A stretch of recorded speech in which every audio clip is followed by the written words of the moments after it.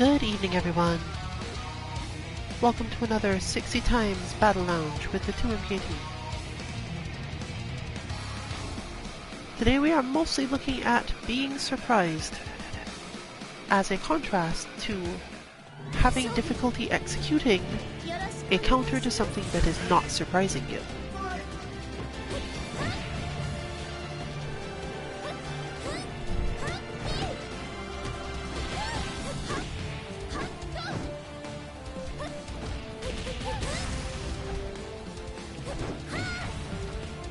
We're going to have less people in lounge today, and there will be a lot more chances for specific types of interaction. We are, however, allowing more people in than usual. We've been trying out letting in S-ranked players for a while now, because I mean, you gotta be able to get up there.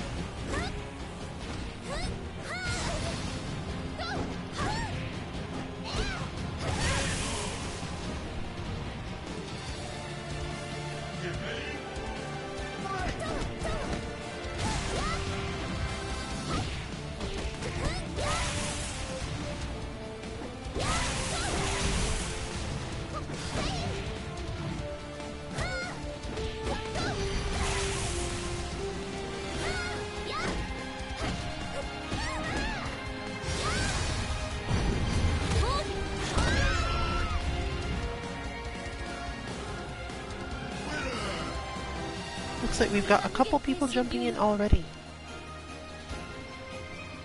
But they're also apparently disappearing just as fast. Today is a winner stays on lobby. If you are anywhere on the coast of the Atlantic Ocean, you can expect to have a decent connection to most of the people in this lounge, if not all of them. But of course, we have connection indicators to tell you how well it's going to connect. So, we can work from there.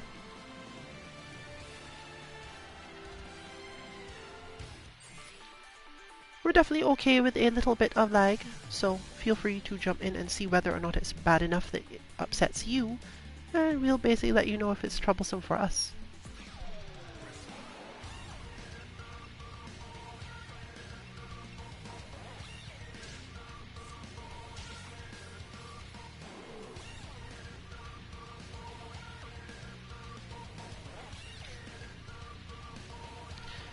This game is a good one for the topic because it is so varied in what you can do in it that it's much more possible to be surprised, both in terms of spacing and the sheer number of options your opponent often has available.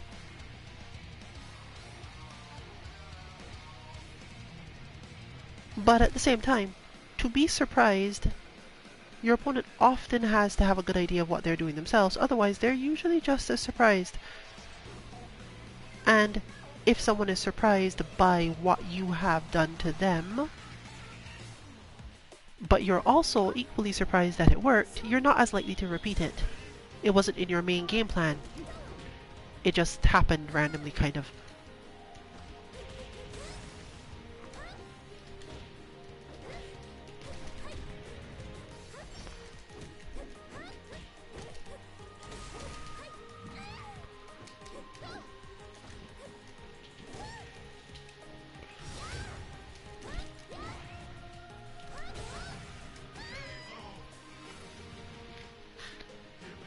It's that large variety of moves that means that even though this game is quite quick,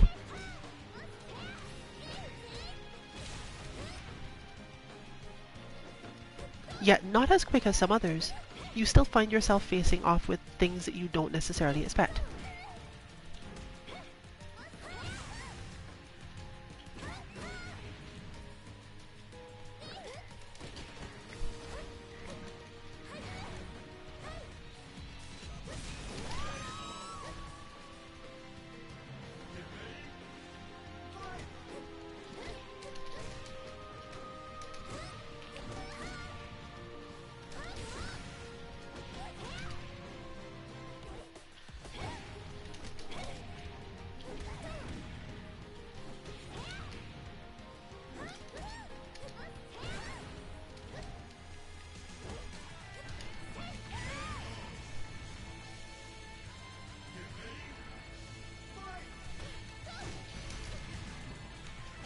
This is a large part of the reason why you'll find so many players spend a lot of time backing away from their opponents, because backing away is an easy way to control what can happen and make less surprising things available.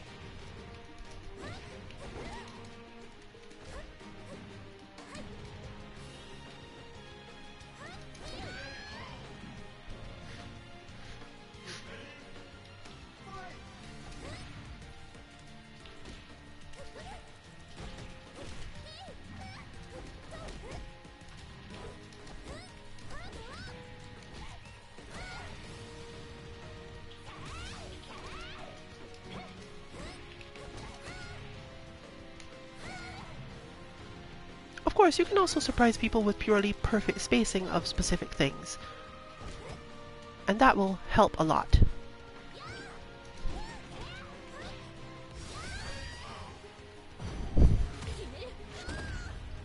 Even people who tend to back away can be somewhat misled if you not necessarily attack the spot they're in, but attack the spot that they will need to try to hit in order to stop you from approaching. But even this is still not truly a surprise to most players. They get used to you doing this pretty quickly. You can do it in different ways, and it's quite helpful, especially in this game, but it's still not necessarily something that you can't predict.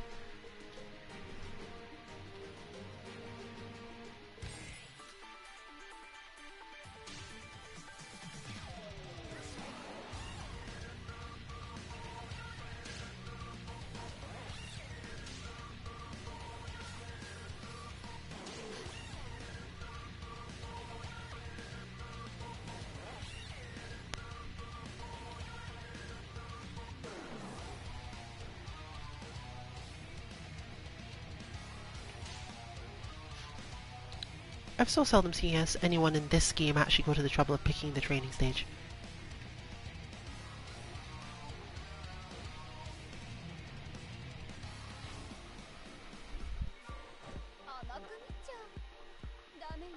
But looking from the stutteriness here, they might have had a good reason for that.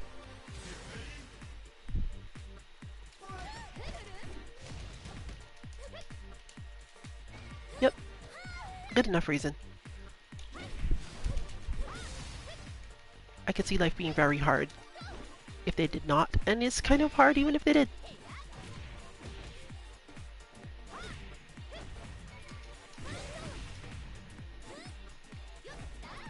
One of the biggest issues we're probably going to have is the way this game reads inputs and attacks. It won't be possible to tell whether or not, yeah, that sort of thing. It won't be possible to tell whether or not the thing you wanted to happen has actually happened, or if you should have held, or what.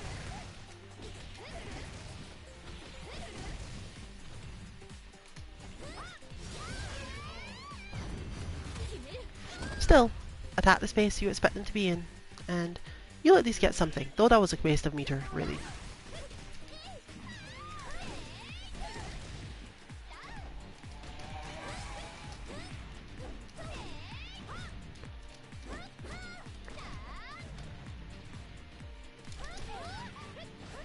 Familiarity with this character from other games does help quite a bit.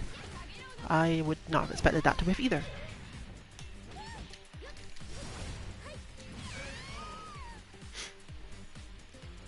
But it does help in that she's much less surprising to me as a result of this.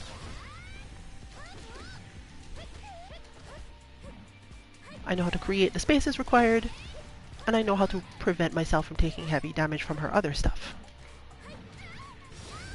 Too early.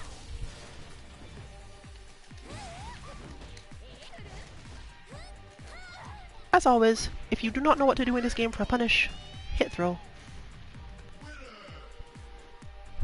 I can't be sure whether or not it was more laggy on their end or mine, but there is a limit on how often you are allowed to win in this situation before it will push you off, and that is my third, and therefore I will be headed to back while the wolf continues on to face the next challenger. We do like to get at least enough variety in, rather so it's not just some incredibly strong player or just the strongest of us doing fairly repeated things. It looks like they've decided against it in terms of lag, and I don't blame them, because that could not have been fun. We do open up the match too for anyone who would like to join in and try to play matches there. Obviously I cannot, as I am streamer, and do take it up if you think that the player you are facing off with is going to be helpful in some way. Seems that they have moved to match 2. I don't know if they might have better connection to IndigoWuulfe, but this match is probably going to play out first, so we'll see one way or the other.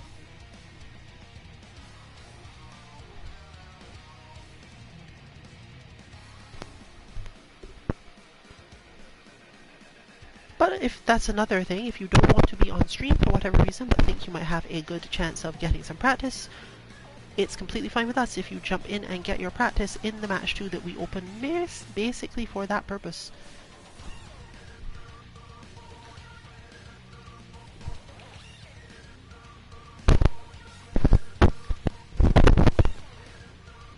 One of the things you might have seen a moment ago is the idea that if you create enough space against an opponent who doesn't have very long buttons, you can wait just a moment before you starting your own throw to grab their outstretched limb, basically, with punishing. This works on characters like Kasumi and Mai a little bit better than it does on Kokoro and Hitomi, for example, because their timings and movements for punches are different.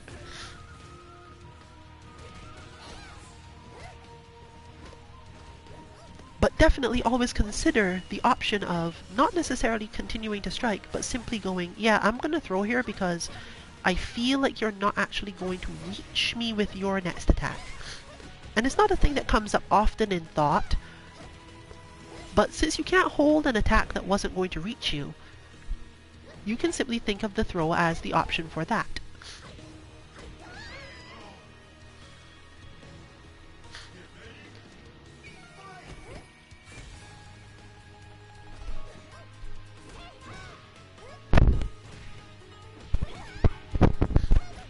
It also helps you to put good types of little stagger into your own attack strings so that you're not always just doing something predictable.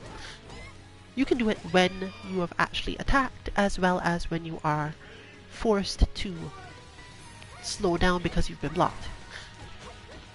It's not often very beneficial, but if you know that the attack you've done wasn't a counter hit, it probably doesn't have a lot of good follow-ups, etc., and you have a good chance of being caught if you keep on trying, particularly against characters who have strong holds, you may be better off going straight for a throw of your own at that spacing just so you won't have the problem.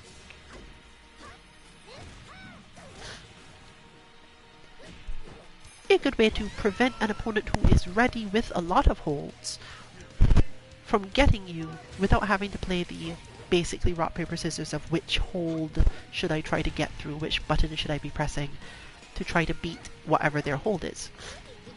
It also opens up more opportunities for whiff punishes against people who don't tend to actually attack, simply because, again, throw is capable of whiff punishing,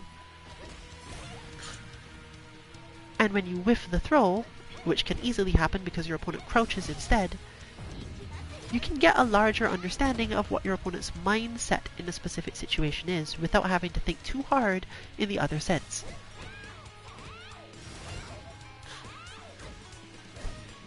Throw is also a relatively quick to recover move, and it doesn't necessarily telegraph a lot of your intentions or playstyle. An even better option on top of all that is that if you happen to do crouching throw against an opponent who tends to use either their own throw or a light button, a jab basically, to get out of their problems, you can resolve this in both ways. They will have gone for a high, which most jabs are, and you would have ended up underneath this. You would have ended up ducking under the strike.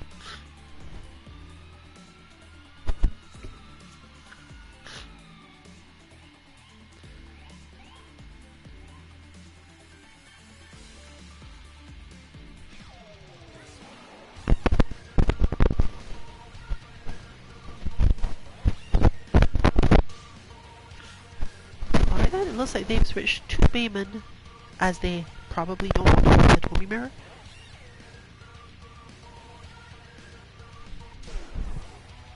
just to get experience, because when you are in situations like this, it's actually a really good way to get experience fairly often.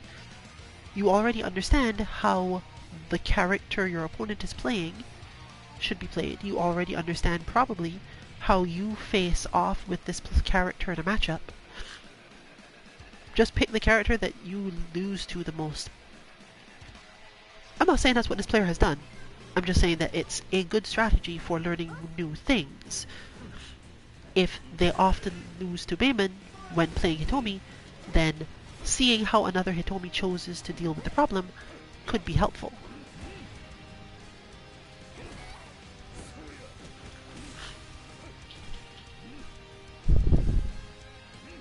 This matchup is troublesome for Hitomi mainly because Bayman can roll into position, I mean both literally roll, and like do kind of like sliding kicks and so on, to get into Hitomi's space a lot more easily than most characters. The main thing to understand is that you will end up therefore not being able to throw much and needing to do your low defense hold really often.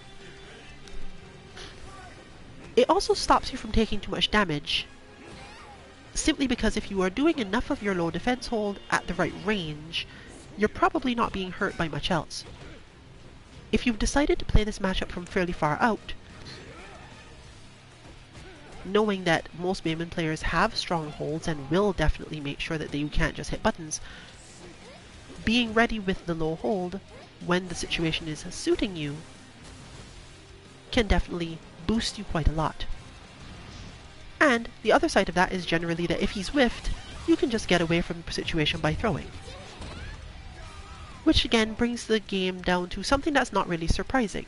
It's either I should throw because it's time to throw, or I should low hold because I know my throw won't work. That is about it. Of course, the match will obviously expand past that pretty quickly. You can already see one shift in our Bayman players' style of attack here. They're using definitely more options, but remember what I said earlier. The goal of this is not necessarily to make sure, oh no, I could never lose, I don't get hurt. This is literally just, oh, this is the way to make you do the least possible damage to me. And it stops him from just standing up in your face and going for stuff that you can't deal with, meaning you get to play a lot more footsies and a lot more of what is happening is visible to you. You're not just standing next to a character that's going to hit lows and mess you up.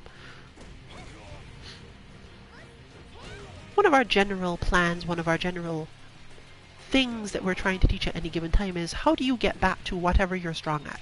And for us that's often neutral. So taking whatever strategy will get you to neutral fastest is often helpful.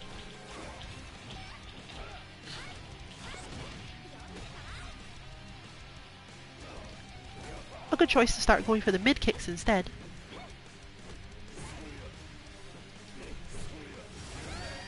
And barely made it, as I believe Just Fine literally stepped into that spot. Obviously I'm presuming this is laggy, but given what it is,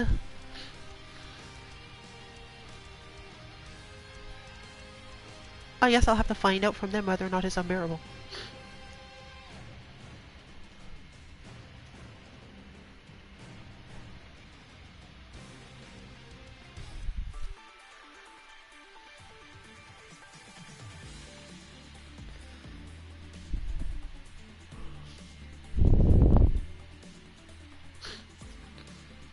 Definitely seeing people who are likely to have much worse connections, but in this case this seems to be just instability because we are seeing full bars on the Wi-Fi, it's just not helpful.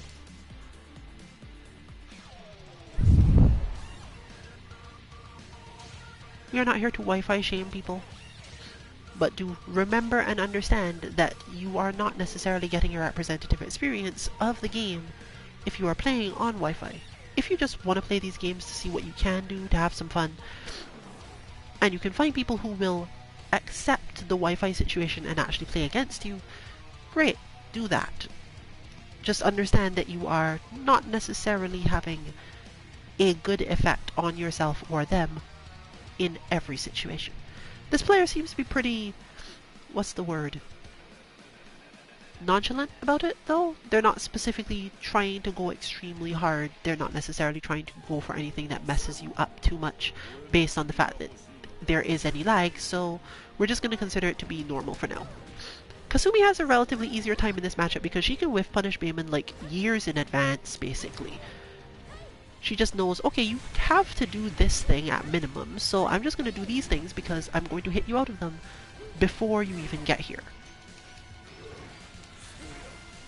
However, in order to do this, it means that she ends up in a situation of being very blockable.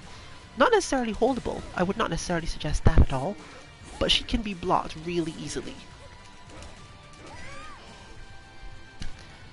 And that means Bayman is closer, and once Bayman is closer, he has many more options. He doesn't have to worry about all these getting swatted around because he happened to move to this spot.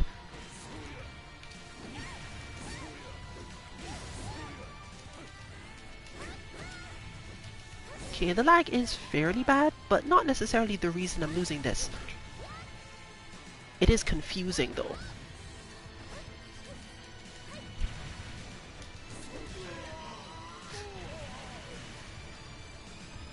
This character controls neutral against you fairly well. In short, that's what you need to understand as a Bayman player. You can definitely win out, but you won't necessarily get as much out of it as she will.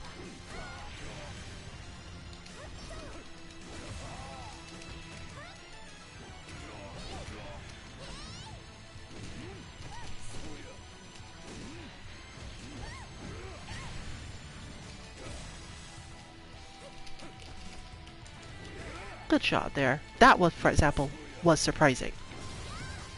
That was surprising specifically because given everything else going on, given the amount of lag we have, the better option would probably have been to keep hitting buttons.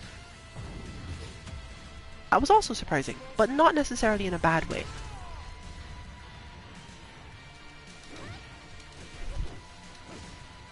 Perfectly done.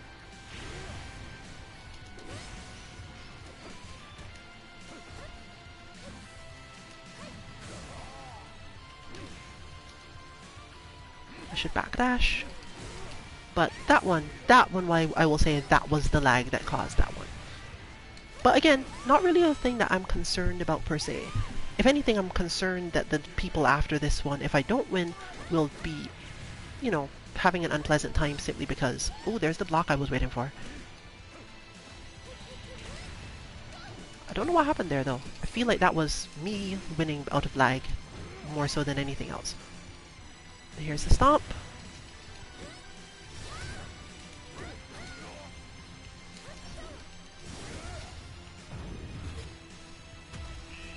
Yeah, a little too much. Not dead, but still. It's not going to really help much. Unfortunate because it does seem as if this player wants to just play the game, but the connection is not helping their process. So, we'll see what happens. I think that means they've won 3 times though, maybe? And therefore will not... I was worried about nothing. They probably have to get pushed back anyway, and therefore it doesn't matter.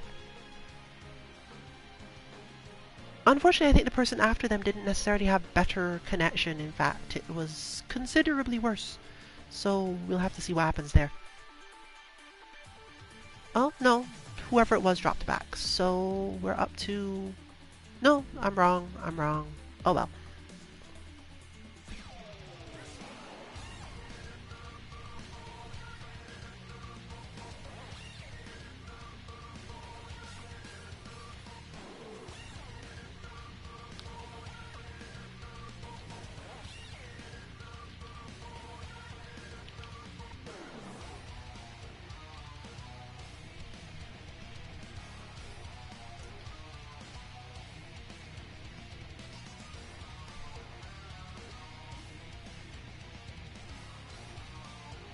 I have no idea. I think it's just dying out right at the moment. Usually when this happens, it means, for various reasons, that the stream ends up ending altogether. But we're only halfway through, so usually that is a point where I am willing to restart everything.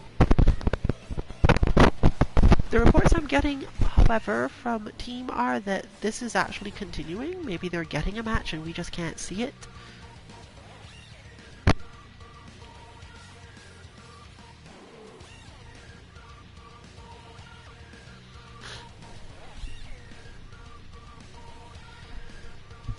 which is a different type of stream problem altogether, obviously.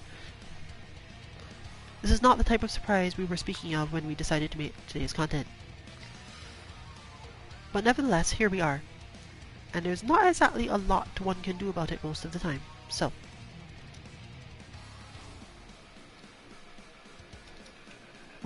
In this case, I think we're just gonna have to wait until it resolves itself in some form,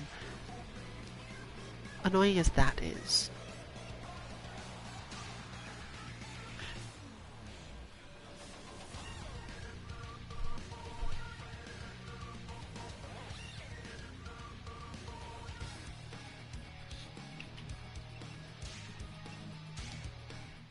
It may make it a little bit harder for the team to find their way back, but recreating lobby under standard conditions is the only thing I can do about it. Usually when I search, it is not available, and a bunch of people often get kicked out here as well, so it looks like we're back to start. We will be waiting a little bit to see if the entire thing collapsed, in which case it's likelier that we'll see some of the people who were originally in here popping back in. And it would be good to give people a chance to get their matches on. There we go. There's at least one. I expect the wolf to have more issues here, so yeah, let's rock.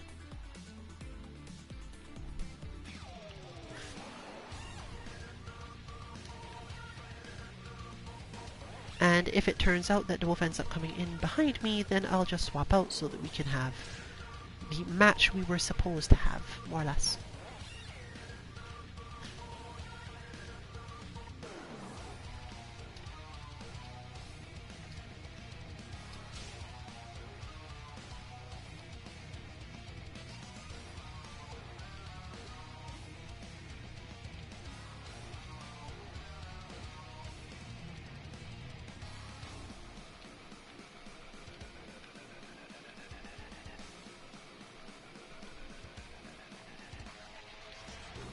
Learning how to explicitly surprise your opponent is a much bigger ask, simply because you don't know what player understands or doesn't understand. But at least the matchup is kind of understandable.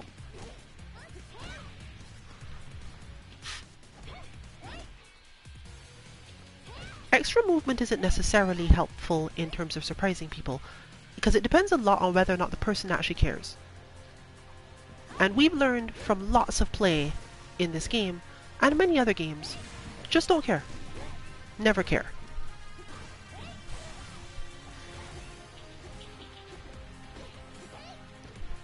The more time you spend caring about your opponent doing frustrating things, the more likely you are actually to be surprised by those frustrating things. It's really paradoxically annoying. Strong players will do this to you just as often as weak ones, so once it starts to happen, you can't really decide what's necessarily happening next. But one thing that is helpful is that generally a player who is trying to do this either due to be frustrating or because they think it's funny, regardless of whether or not they're actually trying to annoy you as a player, they generally have a tendency to get whiff punished more heavily than other players, simply because their style relies on them hitting more buttons in ways that will be somehow frustrating or surprising. But they're counting on the idea that you can't whiff punish everything simply because you don't understand everything to whiff punish. And advancing is no easier.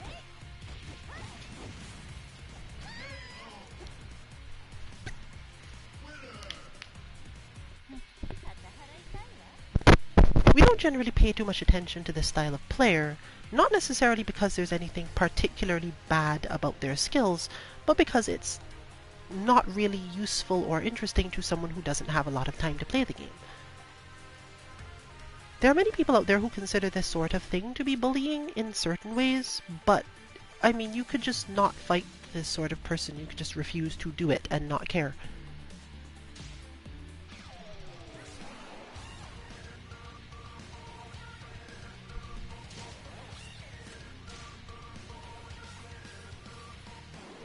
Some people get the hint, some people don't. Some people explicitly want to get that reaction out of you, and you know what? Let them have it. Because the goal of most players within our circles is to get better. And whether or not that is a goal that they share when they enter the ring isn't really a decision that you, or rather we, get to make. If you don't want to play very seriously, or if playing this way is your serious, then it doesn't matter as much, does it?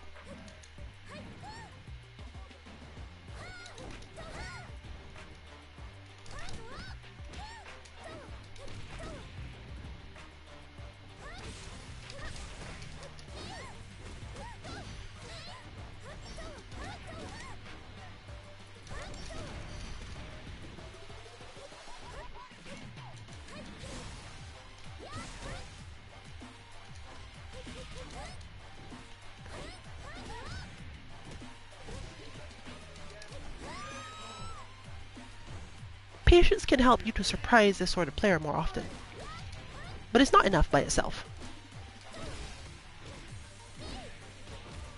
What you can count on, though, is that if they're playing this way and hitting too many buttons, they won't often have the same perspectives on how hitting those buttons is meant to help them as you might, and the damage they do tends to suck.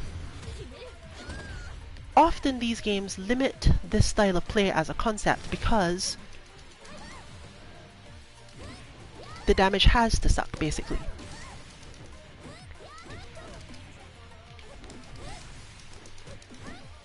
Hit the wrong thing. If you're used to it like I am, though, nothing much tends to happen in the long term. You take a bunch of hits, your opponent generally has less control, and that lack of control means that you just floating them around a lot.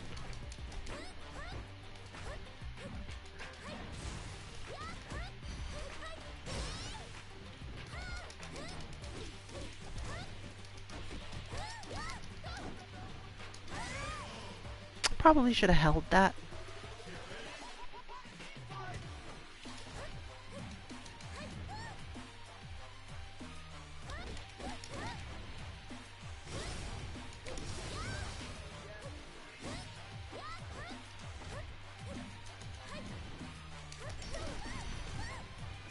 So, if anything, I'd say this type of player generally has worse aim than others because they're too busy trying to make you miserable.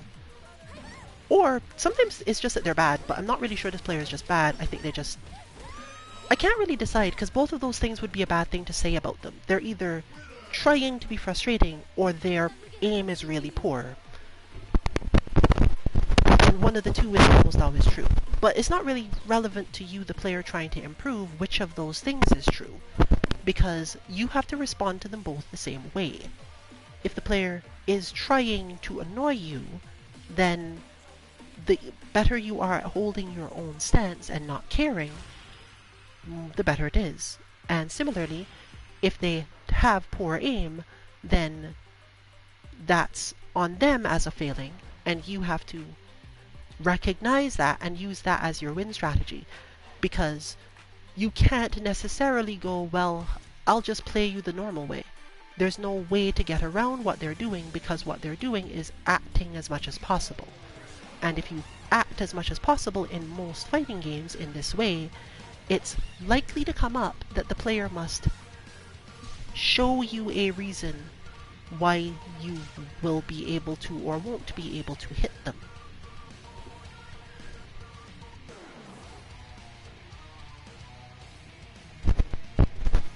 That is from the defending side.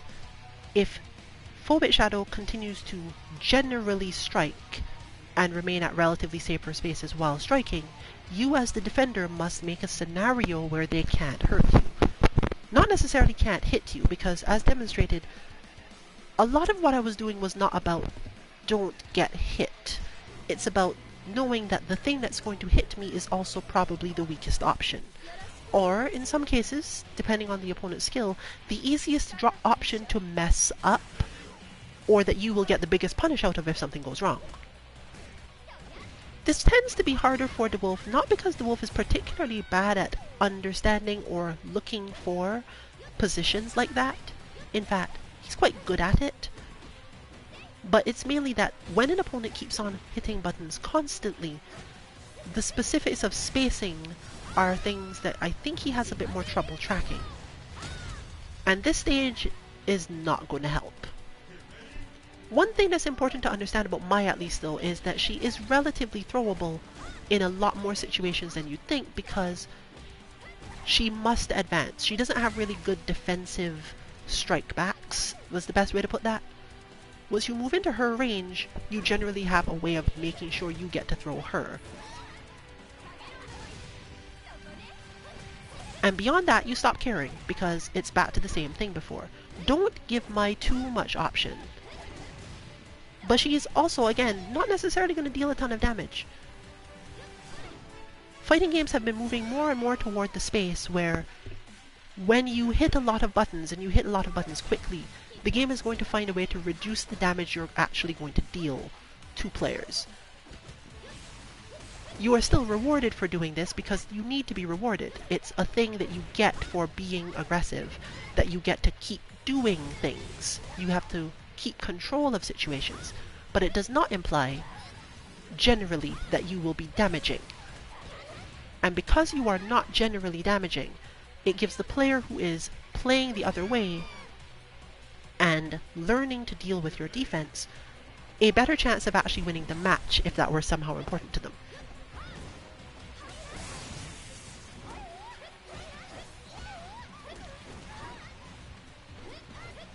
The wolf does tend to manage to, let's say, adapt to the fact that this style of player needs to be blocked repeatedly and then thrown.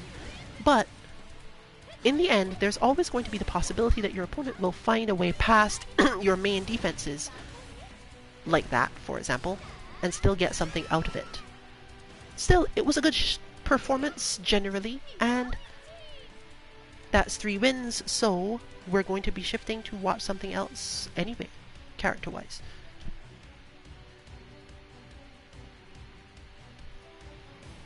The Kasumi from last week seems to be back. I'm not sure if they're actually sticking around, but there they are.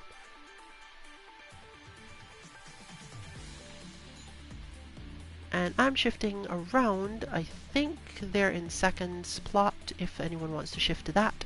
But as noted, I'm streaming, so I can't. And that gives us double rotation. Huh.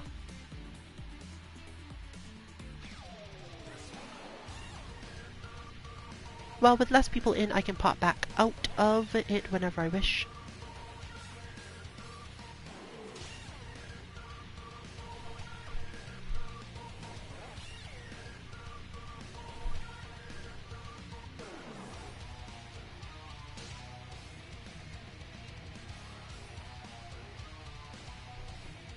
I think we started stream slightly late, which means that I will be able to go on a little bit longer without going over our current plan of only having 1 hour long videos.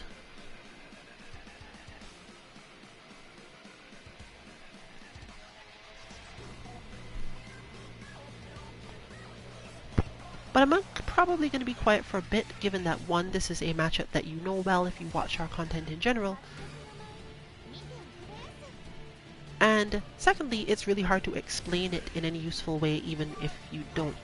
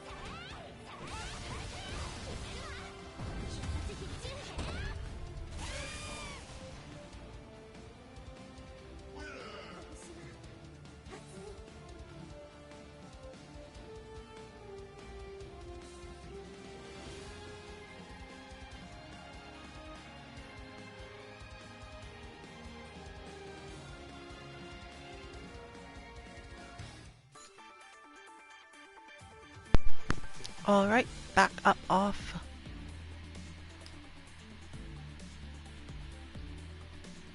Wait, which character does it think I am today? Whatever. Last time it was base. I don't even know who I'm currently pointed at.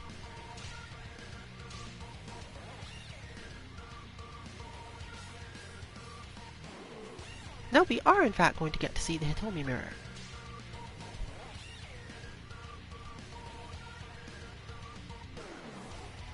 I think Just Fine doesn't necessarily like this matchup, more so because the block string space is really weird. You can't necessarily get away from other Hitomi's block strings, and you can't necessarily counter them either because that's just the nature of those interactions.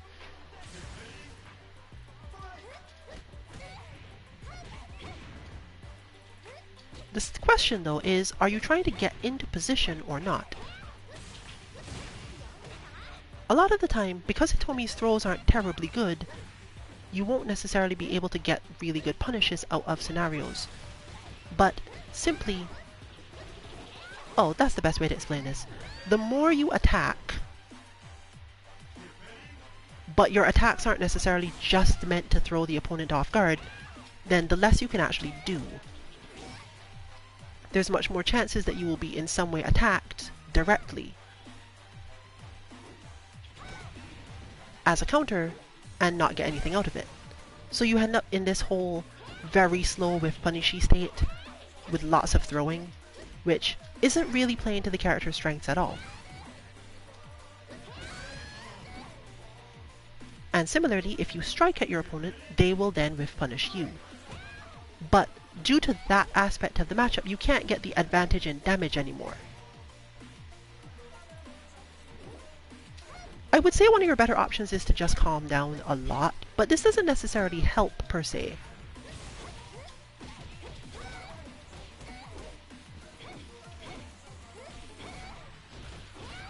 You end up relying on the whiff punish throw so much that it's hard to say this is a good idea, this is the way you should play the matchup, because the damage difference is no longer there.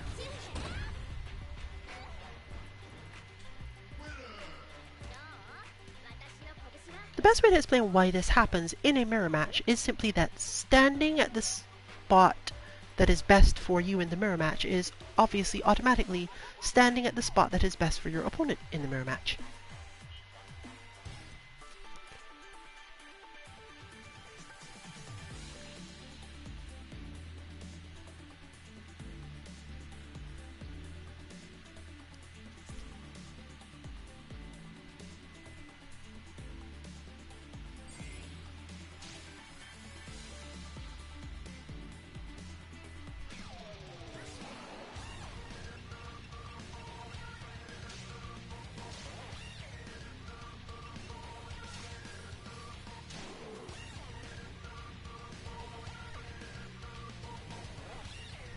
As my main in King of Fighters says, predictable, and therefore I change character.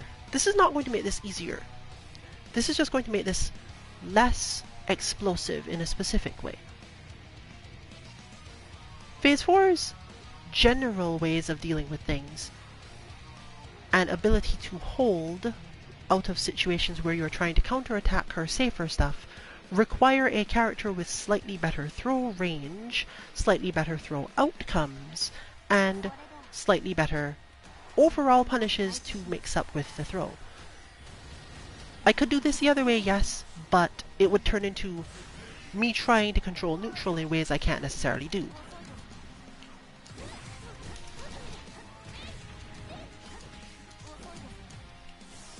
And remember our previous, let's go with observation. Our current opponent doesn't have terribly good aim.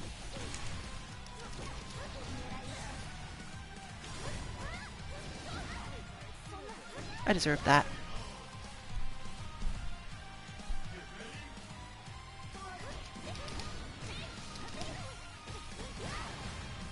The thing is that Phase 4 technically makes the aim even worse. What she has though, where you can't get away from it, is range and the ability to do those sorts of things. NiCO can deal with those things, but it's not really important to deal with them in the way you're expecting.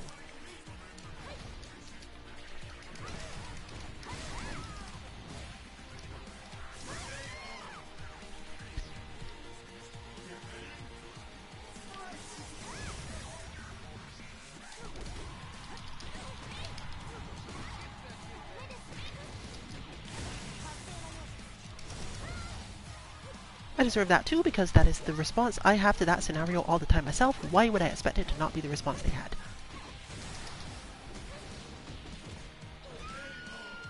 Still, it's not really worth this in this case, because we can't really learn from this sort of person when they're playing Phase 4 explicitly, as the entire point of Phase 4 is that she can do that. You cannot know what to hit. You just need to never let her get close enough to do that in the first place.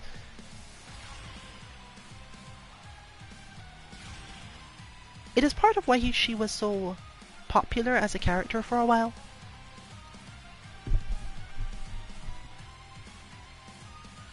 If you are not capable of overwhelming her yourself with your own confusions, then you're going to end up in basically the same situation.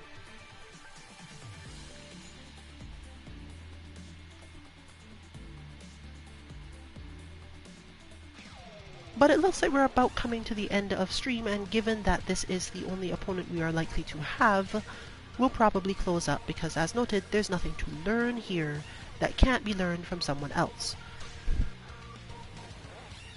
But it is true that by having winner stays on, we have allowed them to at least get to play the matches that they came here for. And if they were not interested in playing, they would have probably left.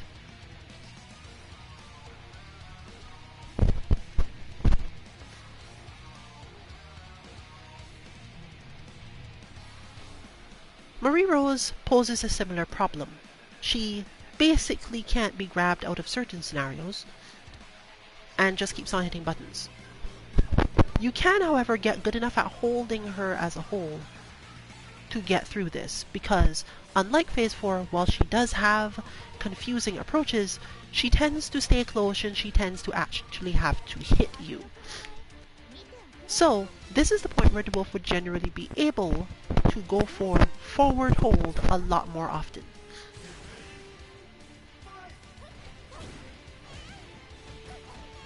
She's also one of those characters who, unfortunately, again, doesn't necessarily do that much damage. This stage is going to be a big help, but she's not exactly an overwhelming damage monster, particularly when she's starting from close attacks. You can see here that most of what is happening has more to do with, okay, you're wall splatted, than specifically, I hit really hard. You could spend a lot more time trying to make sure that you're in the right position altogether, with your opponent's back to the wall and yours blatantly not. But it's not necessarily worth doing this, because you end up passing up a lot of chances to just punch her in the face.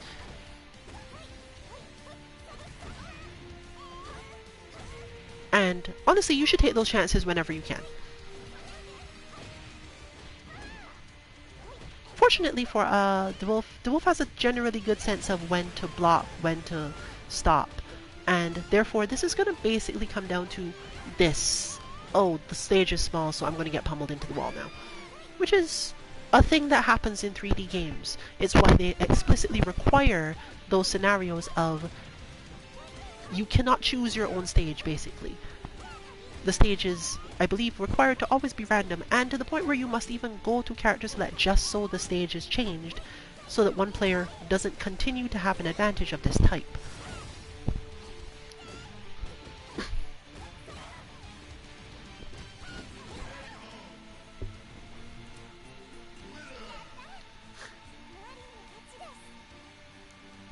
I believe that puts them two back again, but not necessarily in a way that we're likely to continue the stream much. I don't know exactly who's up next, but I think that the other players who joined all went to spectate, and I'm not sure what happens here.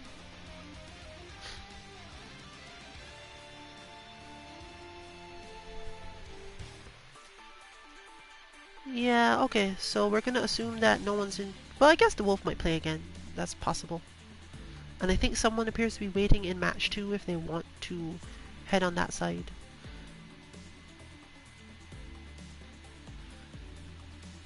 Oh, it looks like these two are now once again going to be the final.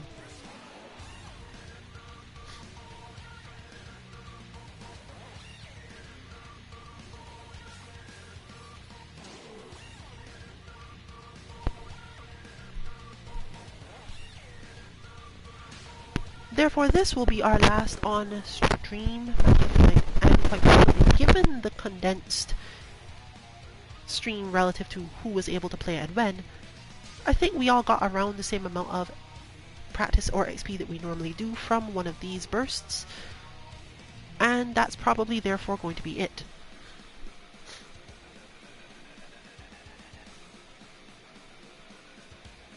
Unfortunately, these lounges do close up when I leave them regardless.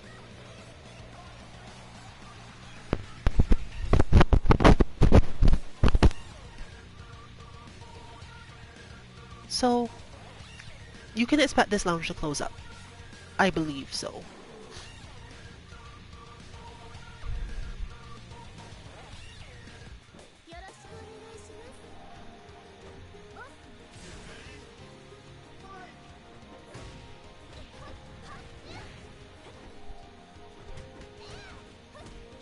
If you had to pick a stage to be like the standard stage for this game's battles, this is probably it.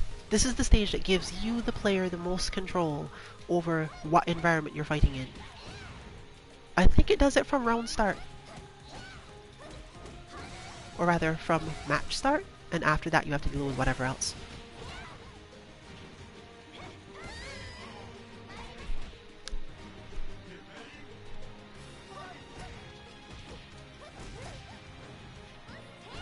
There's a double expectation break.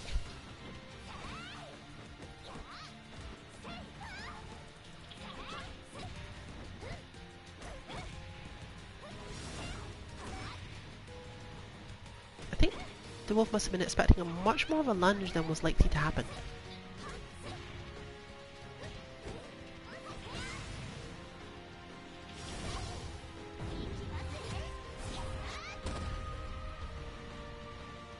Table is going to be the death of somebody.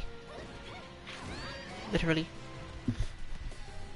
But now it's gone, so match continues.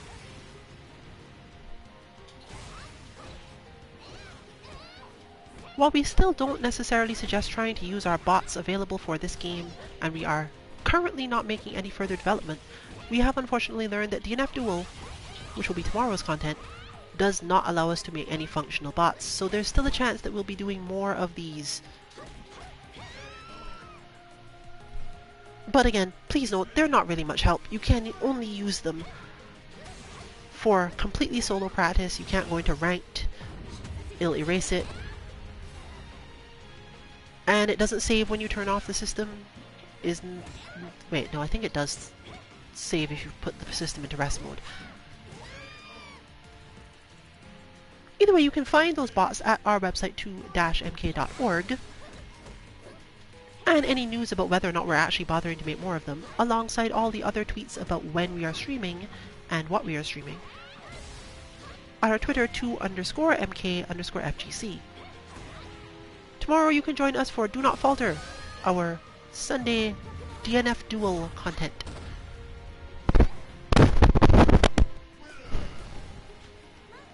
And on Monday for Mishmashing Battle Lounge in Street Fighter V. Those who watch this content know the rest. Tuesday Melt, Wednesday Night in Birth, Feeling Thursday, and back around to a Saturday, SixyTimes, for a full week of content. But, regardless of that, we have come to the end of stream and lounge for today. This has been really an 14 2MK. Good luck with your training and good night, everyone.